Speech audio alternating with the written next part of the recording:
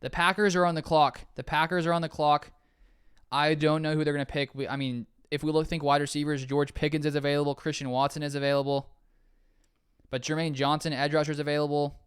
Devontae Wyatt, defensive tackle. We got Devin Lloyd, linebacker. The Packers have lots of great options right here. Man, I wish Treylon Burks was here, but unfortunately the Titans got him, so we'll see.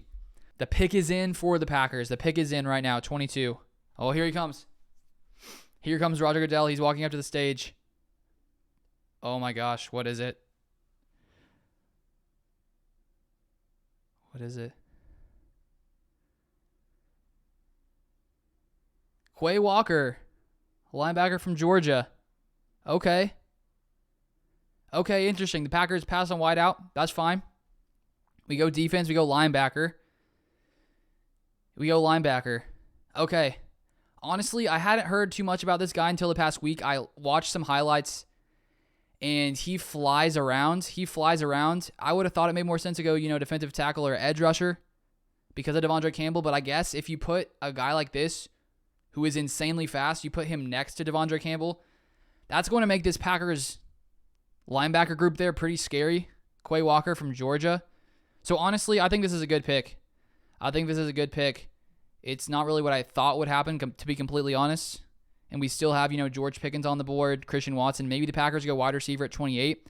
But when we think about this Packers team and the fact that we were able to bring back Devondre Campbell, Rasul Douglas, I mean, this Packers defense is going to be legit next year. So to go 22 with defensive player is going to make this Packers defense that much better. And, honestly, just go watch Quay Walker's highlights because, honestly, I don't know too much about him besides, like, the 5-minute highlight video I watched of him.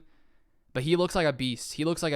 So, hey, if we have him flying around like this on this Packers defense, I'm not opposed to the pick. Devontae Wyatt was also there. That could have made sense, Jermaine Johnson. But, hey, because when we think about this Packers defense last year, I think one reason it became so, I'd say a good amount better, especially when it came to that final playoff game, having a guy like Devondre Campbell at middle linebacker who was able to come in and fly and play really, really well against the run to come in and fill those holes. Quay Walker looks like a guy who could also do that. So to have two guys in the middle there able to do that, I honestly think it's a good move. I think it's a solid move for the Packers. It's going to make them that much harder to run against. I think lots of times it makes sense, okay, if we want to make the run defense better, get another defensive tackle in there. But linebacker too, to have two guys who can fly and fill those holes.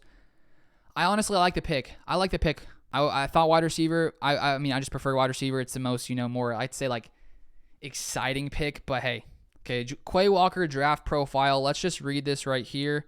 Quay Walker was a 4-star recruit coming out of Crispy County High in the 2018 class. According to 24/7 Sports, he was the number 2 outside linebacker nationally, number 31 overall prospect.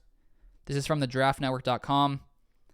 They say tackling. Quay Walker uses his 6'4" frame and length to wrap up incoming ball carriers. He can alter between delivering a physical thump or a technically secure attempt. A reliable tackler that rarely misses the mark. And if you watch his highlights, you see that. When they run the ball, he flies in there, wraps up.